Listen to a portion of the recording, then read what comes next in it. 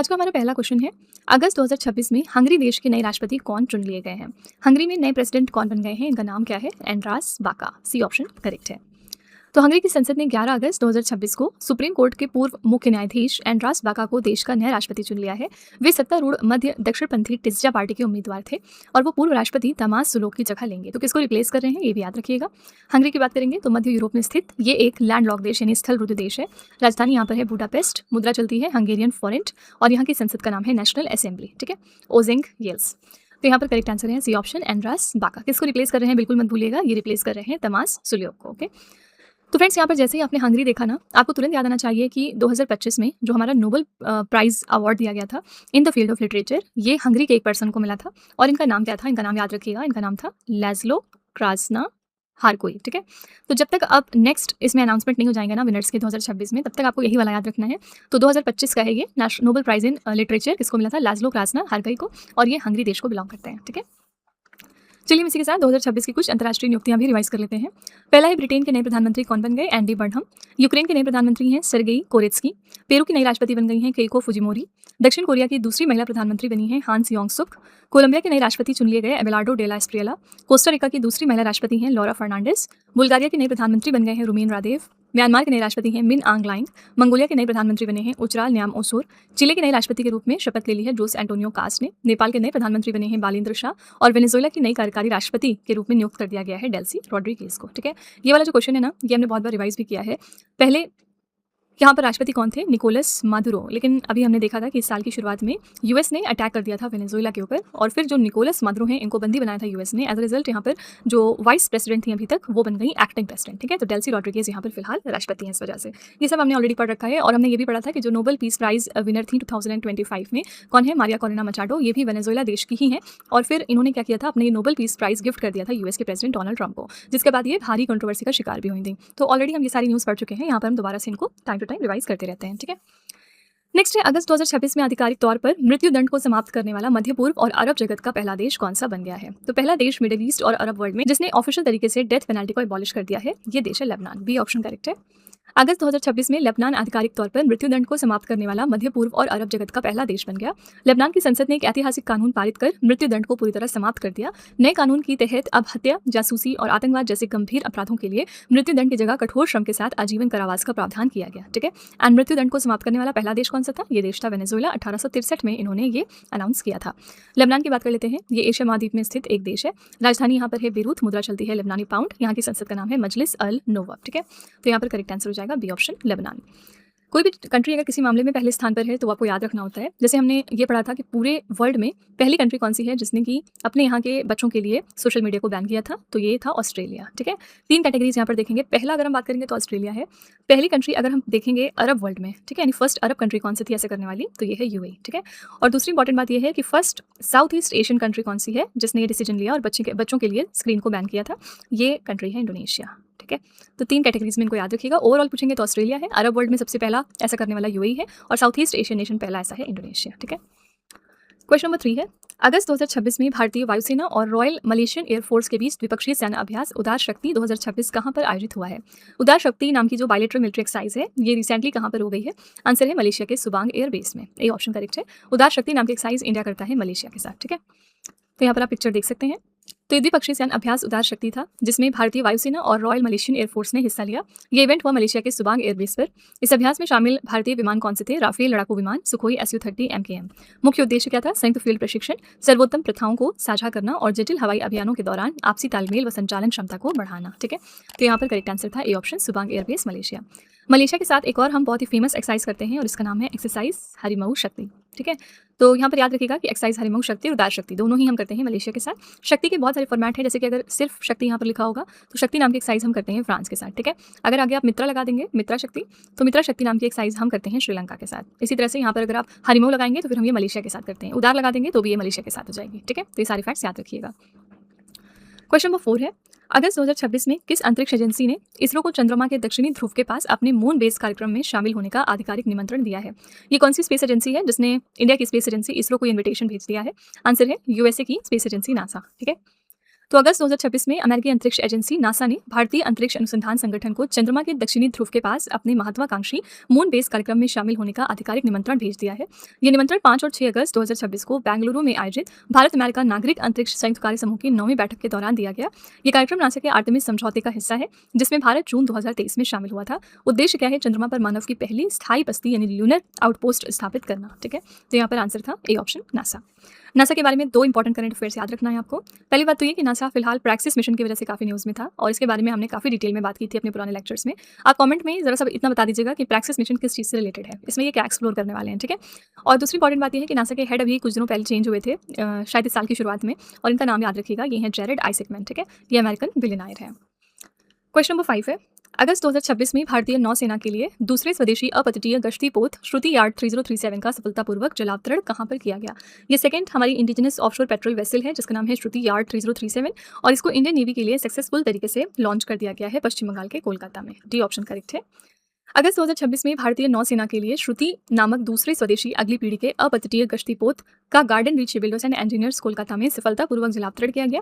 इस युद्ध पोत का नाम भारत की समृद्ध सांस्कृतिक विरासत को दर्शाते हुए 4 वेदों के नाम पर रखा गया। इस पोत का निर्माण किया है garden reach shipbuilders and engineers limited ने और मुख्य मिशन इसका क्या था? ये पोत समुद्री निगरानी, तटीय सुरक्षा, समुद्री डकैती विरोधी अभियान, खोज और बचाव कार्य तथा मानवीय सहायता व आपदा राहत जैसे बहुआयामी कार्यों का संचालन करेगा। ठीक है, आंसर यहाँ पर था डी ऑप्शन, पश्चिम बंगाल के कोलकाता में इसको सक्सेसफुल तरीके से रिसेंटली लॉन्च किया गया है। ओके, यहाँ पर हमने garden reach builders and engineers limited जैसे ही देखा, हमें तुरंत याद आना चाहिए कि अभी रिसेंटली इस कंपनी को नवरत्न का स्टेटस दिया गया है। ठीक है, एंड इसके साथ साथ चेन्नई पेट्रोलियम कॉर्पोरेशन लिमिटेड को भी अभी रिसेंटली नवरत्न की कैटेगरी में डाला गया है। ठीक है, क्वेश्चन नंबर 6 है, अगस्त 2026 में पंजाब के कपूरथला स्थित रेल कोच फैक्ट्री ने किस देश की रेलवे के लिए 19 LHB लिंक हॉफमैन बश ब्रॉड गेज यात्री कोचों की अपनी पहली रैक तैयार कर ली है? आंसर यहाँ पर हो जाएगा ए ऑप्शन, बांग्लादेश। अगस्त 2026 में पंजाब के कपूरथला स्थित रेल कोच फैक्ट्री ने बांग्लादेश रेलवे के लिए 19 LHB ब्रॉड गेज यात्री कोचों की अपनी पहली रैक तैयार कर ली। ये रैक वर्ष 2024 में राइट्स लिमिटेड के माध्यम से बांग्लादेश को 200 ब्रॉड गेज यात्री डिब्बों की आपूर्ति के लिए किए गए समझौते का हिस्सा है।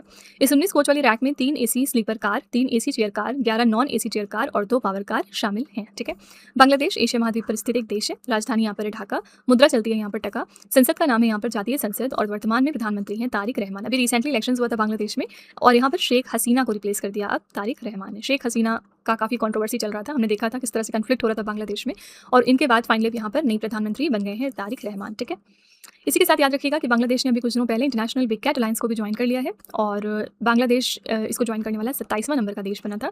IBCA को अभी कुछ दिनों पहले सऊदी अरब ने भी ज्वाइन किया है। ठीक है, और ये 26वां देश था IBCA को ज्वाइन करने वाला। IBCA का हेडक्वार्टर कहाँ पर है? हेडक्वार्टर है नई दिल्ली में।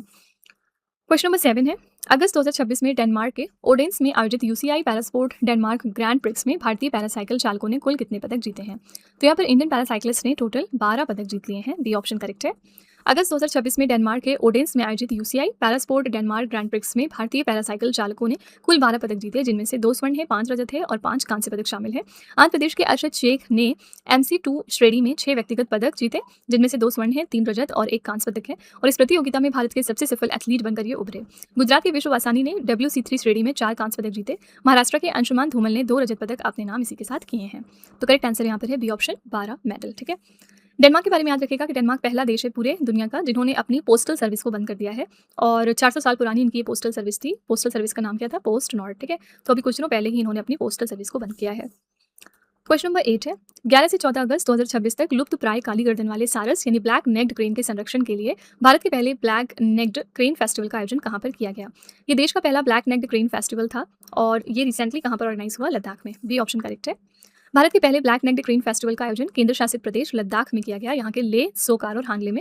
इस ऐतिहासिक महोत्सव का उद्घाटन किया है लद्दाख के उपराज्यपाल विनय कुमार सक्सेना ने। इसका आयोजन लद्दाख वन्यजीव विभाग और स्थानीय समुदायों के सहयोग से किया गया है। इस महोत्सव का मुख्य उद्देश्य क्या है? दुनिया के एकमात्र अल्पाइन सारस के संरक्षण के प्रति जागरूकता बढ़ाना और पर्यावरण पर्यटन को बढ़ावा देना। तो करेक्ट आंसर है यहाँ पर बी ऑप्शन, लद्दाख। ठीक है, यहाँ पर अभी लद्दाख के बारे में एक न्यूज़ आई थी कुछ दिनों पहले। लद्दाख में हमारे देश की पहली high altitude wild life safari शुरू की जा रही है। ठीक है, तो ये पहली high altitude wild life safari हमारी जो लद्दाख में शुरू होगी। पहली नाइट सफारी कहाँ पर शुरू हो रही है? इंडिया के अंदर पहली नाइट सफारी स्टार्ट हो रही है लखनऊ के गोकरैल में। ठीक है, तो ये सारी फैक्ट्स याद रखिएगा। इसी के साथ ये भी याद रखिएगा कि लद्दाख में पहले सिर्फ 2 जिले हुआ करते थे, लेह और कारगिल, लेकिन अभी रिसेंटली डिसाइड हुआ है कि यहाँ पर 5 और नए जिले बनाए जाएंगे और यहाँ पर कुल जिलों की संख्या 7 हो जाएगी। ओके, यहाँ पर आप लद्दाख की लोकेशन भी देख सकते हैं। ये हमारा नॉर्दर्न साइड पर लोकेटेड एक यूनियन टेरिटरी है, यहाँ पर ये लद्दाख पड़ता है। राइट, क्वेश्चन नंबर 9 है, अगस्त 2026 में किस राज्य की पुलिस ने शहीदों के परिवारों की मदद के लिए टीजी वीर पोर्टल लॉन्च किया है? टीजी वीर पोर्टल लॉन्च कर दिया है तेलंगाना पुलिस ने। अगस्त 2026 में तेलंगाना पुलिस ने पुलिस शहीदों के परिवारों की शिकायतों और समस्याओं के समाधान के लिए टीजी वीर पोर्टल को लॉन्च किया। इस पोर्टल को तेलंगाना पुलिस के डीजीपी सीवी आनंद द्वारा वारंगल में शुरू किया गया। इस पोर्टल का मुख्य उद्देश्य क्या है? शहीद पुलिसकर्मियों के परिवारों की वित्तीय सहायता, अनुकंपा नियुक्ति और भूखंड आवंटन जैसी समस्याओं का त्वरित समाधान करना। ओके, तेलंगाना कब फॉर्म हुआ था? 2 जून 2014 को। आंध्र प्रदेश पुनर्गठन अधिनियम 2014 के तहत। राजधानी यहाँ पर है हैदराबाद। मुख्यमंत्री हैं ए रेवंत रेड्डी। लोकसभा में इसकी 17 सीटें हैं, राज्यसभा में 7 सीटें और विधानसभा की कुल सीटें हैं 119। ठीक है, तो यहाँ पर करेक्ट आंसर है ए ऑप्शन, तेलंगाना पुलिस। इसी तरह से अभी कुछ दिनों पहले राजस्थान की पुलिस ने एक ऑपरेशन चलाया था और इस ऑपरेशन का नाम क्या है? Operation shock wave. ठीक है, इसका पर्पस क्या था? स्मगलिंग को रोकना देश में, ठीक है, और काउंटर टेररिज्म को रोकना। तो एंटी स्मगलिंग और ये काउंटर टेररिज्म ऑपरेशन था। सिंपली याद रखिएगा, ऑपरेशन शॉक वेव किस राज्य की पुलिस ने रन कराया था? तो राजस्थान की पुलिस ने। यहाँ पर आप लोकेशन देख सकते हैं तेलंगाना की, यहाँ पर आपका एक तेलंगाना लोकेटेड है। नेक्स्ट है, अगस्त 2026 में किस संस्थान के वैज्ञानिकों ने बंगाल की खाड़ी में स्थित दुनिया के सबसे बड़े सबमरीन फैन बंगाल फैन का विस्तृत मानचित्र तैयार किया है? ये मानचित्र तैयार कर लिया है national centre for polar and ocean research ने। तो ये देख सकते हैं आप, इसका पिक्चर भी है। अगस्त 2026 में बंगाल की खाड़ी में स्थित दुनिया के सबसे बड़े सबमरीन फैन बंगाल फैन का विस्तृत मानचित्र national centre for polar and ocean research के वैज्ञानिकों द्वारा तैयार किया गया। ये संस्थान गोवा में स्थित है और भारत सरकार के पृथ्वी विज्ञान मंत्रालय के अंतर्गत कार्य करता है। क्या है ये बंगाल फैन? तो बंगाल फैन पृथ्वी पर सबसे बड़ा पनडुब्बी या समुद्री पंखा है जो बंगाल की खाड़ी के तल पर स्थित है। इसे गंगा फैन भी कहा जाता है। इसका निर्माण हिमालय के कटाव और गंगा व ब्रह्मपुत्र नदियों द्वारा लाई गई तलछट यानी सेडिमेंट्स के जमा होने से हुआ है। ठीक है, तो यहाँ पर आंसर हो जाएगा B option, national centre for polar and ocean research. Question number 11 है, विश्व हाथी दिवस 2026 ये हमने कब मनाया? वर्ल्ड एलिफेंट डे ये हम हर साल 12 अगस्त को मनाते हैं। विश्व हाथी दिवस 2026 हमने 12 अगस्त को मनाया है। इस विशेष दिवस का मुख्य उद्देश्य क्या था? दुनिया भर में एशियाई और अफ्रीकी हाथियों के संरक्षण, सुरक्षा और उनके सामने आने वाले खतरों के प्रति जनजागरूकता को बढ़ाना। इस साल की हमारी थीम है हाथियों की मदद के लिए दुनिया को एक साथ लाना, यानी bringing the world together to help elephants. Bharat दुनिया के लगभग 60% से अधिक जंगली एशियाई हाथियों का निवास स्थान है। देश में कुल 33 हाथी अभ्यारण्य और वैज्ञानिक रूप से प्रमाणित 150 हाथी गलियारे मौजूद हैं। ठीक है, तो यहाँ पर आंसर हो जाएगा सी ऑप्शन, 12 अगस्त। 13 अगस्त को हम लोग एक इंपॉर्टेंट डे सेलिब्रेट करते हैं और ये डे कौन सा है? World organ donation day. ठीक है, हम लोग इस दिन बात करते हैं कि ऑर्गन डोनेट करना कितना जरूरी है उन सभी लोगों के लिए जिनके ऑर्गन फेल हो जाते हैं। ओके, क्वेश्चन नंबर 12 है, अगस्त 2026 में किस राज्य सरकार ने पेट्रोल और डीजल की बिक्री पर 60 पैसे प्रति लीटर का विधवा और अनाथ उपकर लागू किया है? विडो एंड ऑर्फन सेस ये लगा दिया है हिमाचल प्रदेश की सरकार ने। अगस्त 2026 में हिमाचल प्रदेश सरकार ने राज्य में पेट्रोल और हाई स्पीड डीजल की बिक्री पर 60 पैसे प्रति लीटर का अनाथ एवं विधवा उपकर लागू किया। ये उपकर हिमाचल प्रदेश मूल्य वर्धित कर संशोधन अधिनियम 2026 के तहत लगाया गया। इस कर से मिलने वाले राजस्व का उपयोग अनाथ बच्चों और विधवाओं के कल्याण के लिए चल रही योजनाओं को मजबूत करने के वास्ते एक सतत कोष तैयार करना है। ठीक है, तो यहाँ पर आंसर था A option, Himachal Pradesh. Option में यहाँ पर मध्य प्रदेश भी है। आपने जैसे ही मध्य प्रदेश देखा आपको तुरंत याद आना चाहिए कि अभी रिसेंटली इन्होंने यूनिफॉर्म सिविल कोड को अपनाया है और इंडिपेंडेंस के बाद मध्य प्रदेश चौथा स्टेट बना जिन्होंने यूसीसी को इंप्लीमेंट किया है। ओके, क्वेश्चन नंबर 13 है, वर्ष 1981 के बाद अगस्त 2026 में भारत ने संयुक्त राष्ट्र कार्यालय जिनेवा को दूसरी बार कितने भारतीय मोर उपहार के रूप में भेंट किए हैं? तो यहाँ पर हमने कुल 5 भारतीय मोर उपहार में दिए हैं। ठीक है, भारत ने अगस्त 2026 में संयुक्त राष्ट्र कार्यालय जिनेवा को दूसरी बार कुल 5 भारतीय मोर उपहार के रूप में भेंट किए। इन 5 युवा मोरों में 4 पारंपरिक नीले मोर और एक अत्यंत दुर्लभ सफेद पंखों वाला नर मोर शामिल है। इससे पहले वर्ष 1981 में तत्कालीन प्रधानमंत्री इंदिरा गांधी ने दिल्ली चिड़ियाघर से मोरों का एक जोड़ा यहाँ पर भेजा था। बात करेंगे संयुक्त राष्ट्र कार्यालय की। इसकी स्थापना वर्ष है 1946। लीग ऑफ नेशंस के संपत्तियों के हस्तांतरण के बाद ये फॉर्म हुआ था। कहाँ पर? तो आंसर है पैलेस स्टेस नेशंस, जेनेवा, स्विट्जरलैंड में। ठीक है, तो यहाँ पर करेक्ट आंसर हो जाएगा सी ऑप्शन, 5। बात करें कि यूनाइटेड नेशन जनरल असेंबली की, तो अभी इसका 81वां नंबर का सेशन शुरू होने वाला है बस 1-2 महीनों में और इसके लिए जो प्रेसिडेंट है ना वो चुन लिए गए हैं पहले से और इनका नाम क्या है? मिस्टर खलीलुर रहमान। ठीक है, बाय द वे कौन है खलीलुर रहमान? ये फॉरेन मिनिस्टर हैं। कहाँ के? बांग्लादेश कंट्री के, तो ये बांग्लादेश के फॉरेन मिनिस्टर हैं। ओके, क्वेश्चन नंबर 14 है, अगस्त 2026 में डॉक्टर भूमा वीजी को किस देश में स्थित अटल बिहारी वाजपेयी संस्थान में कुलपति यानी वाइस चांसलर के पद पर नियुक्त कर दिया गया है? तो डॉक्टर भूमा वीजी अपॉइंट हुई हैं as the vice chancellor of Atal Bihari Vajpayee institute और ये कहाँ पर है? तो आंसर है मॉरिशस में, डी ऑप्शन करेक्ट है। अगस्त 2026 में डॉक्टर भूमा वीजी को मॉरिशस देश में स्थित Atal Bihari Vajpayee institute of public service and innovation में कुलपति के पद पर नियुक्त कर दिया गया। डॉक्टर भूमा वीजी भारतीय रेलवे कार्मिक सेवा की एक सेवानिवृत्त अधिकारी हैं। मॉरिशस की बात करेंगे तो यहाँ पर राजधानी है पोर्ट लुई और मुद्रा चलती है मॉरिशस रुपया। ठीक है, तो आंसर यहाँ पर क्या हो जाएगा? D option, Mauritius. Question number 15 है, अगस्त 2026 में प्रख्यात परमाणु वैज्ञानिक सामाजिक कार्यकर्ता डॉक्टर MP परमेश्वरन का 91 वर्ष की आयु में निधन हो गया। उन्होंने किस प्रतिष्ठित वैज्ञानिक संस्थान में अपनी सेवाएं दी थी? तो इन्होंने काम किया था भाभा परमाणु अनुसंधान केंद्र में यानी बार्क में। ठीक है, पिक्चर आप इनका देख सकते हैं। प्रख्यात परमाणु वैज्ञानिक, जन विज्ञान आंदोलन के पैरोकार और सामाजिक कार्यकर्ता डॉक्टर MP परमेश्वरन का 11 अगस्त 2026 को 91 वर्ष की आयु में केरला के त्रिशूर स्थित उनके आवास पर निधन हो गया। डॉक्टर परमेश्वरन ने वर्ष 1957 से 1975 तक मुंबई स्थित भाभा परमाणु अनुसंधान केंद्र में एक परमाणु वैज्ञानिक के रूप में कार्य किया था। तो करेक्ट आंसर था यहाँ पर बी ऑप्शन, भाभा परमाणु अनुसंधान केंद्र। अभी रिसेंटली एक और पर्सनालिटी थे जिनका निधन हो गया और इनका नाम था मिस्टर DY पाटिल। ठीक है, ये गवर्नर रह चुके हैं कौन से 3 स्टेट्स में, याद रखिएगा, वेस्ट बंगाल, बिहार और त्रिपुरा। ठीक है, तो अभी रिसेंटली इनका भी निधन हो गया है। तो फ्रेंड्स, ये थे आज के हमारे most important 15 current affairs. I really hope कि आपने ज़रूर कुछ ना कुछ नया सीखा होगा